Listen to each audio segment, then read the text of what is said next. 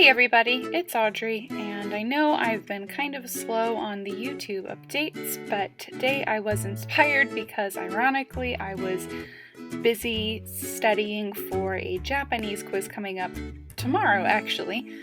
In my Japanese class, Japanese 102, we have probably 75% of the classes involving some kind of test or quiz, and so today I want to talk about tips for studying a foreign language. These are postcards that my friend sent me from Japan, and they kind of serve as a reminder of why I'm doing this, why I'm putting myself through studying a foreign language. I really love the Gudetama one peeking over the side of Mount Fuji. I think Gudetama is a super relatable character. He's kind of a lazy, apathetic egg.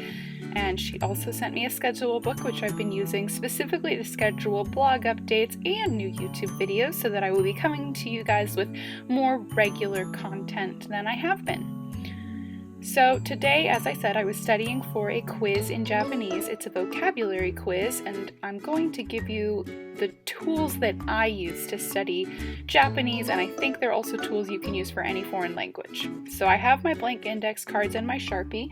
I use my flashcards that I made specifically for kanji characters, but I've also seen other students in my Japanese classes using them for verb conjugations and for vocabulary words that they're having a hard time with, and I think any conjugation in any language is going to be difficult. So what I do on the back of the cards is I write the meaning of the word, the pronunciation, and then an example of that character being used in a complete word, because a lot of these by themselves don't mean anything at all. And I've made a lot, need to make some more, want to make some verb conjugation ones because those are also very difficult for me, but they're a super useful tool. So definitely create flashcards for the concepts that work well with the structure of a flashcard. The other thing that I do when I'm studying Japanese is take a lot of notes. This is my notebook. I decorated the front of it myself. I'm actually almost out of paper because I've been taking so many notes, and because I'm also not worried about filling up the entire page. What I do is I keep each concept to its own page. I don't put every single note that I came up with on the same page because that doesn't help me when I need to be more organized when I'm reviewing things. I try to keep specific grammar points by themselves and things like that. So that's my particular note-taking style for Japanese. I also write down the rules for our writing prompts for the upcoming chapter tests.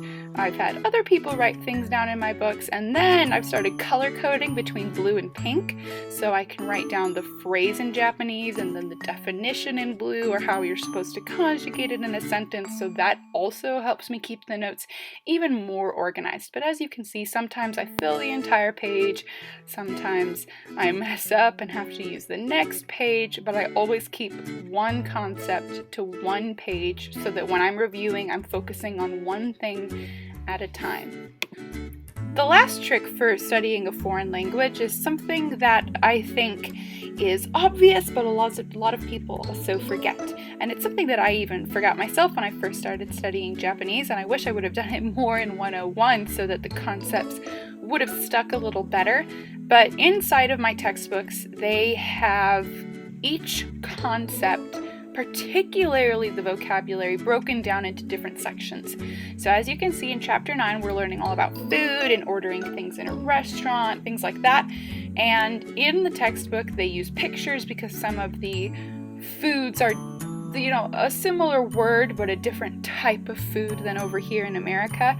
So they break down our vocabulary, and I read through this list every day leading up to a vocabulary quiz, and then they have a practice dialogue that's written entirely in Japanese and even uses some words that we don't know and phrases that we haven't heard yet, which they break down over here, as well as some questions you ask yourself or your study partners to see if you've understood. So I make sure to do every single one of the little exercises inside of the book, particularly before a big test. And I also try to integrate other study tools such as this app that helps you learn the hiragana and katakana characters, and I drill myself as often as necessary to make sure these things are sticking. So I think this could be called integration almost, where you're constantly engaging with the language, not just trying to memorize a bunch of terms. I think listening to the language is very, very, very important, and then trying to use the vocabulary interspersed throughout everything else that you're doing. For example, last year I would write the days of the week in Japanese when I was trying to learn the days of the week, so I incorporated that into my bullet journal. And I also would listen to the sample dialogues that came with my textbook. And if your textbook doesn't have something like that, you could very easily find a listening component online.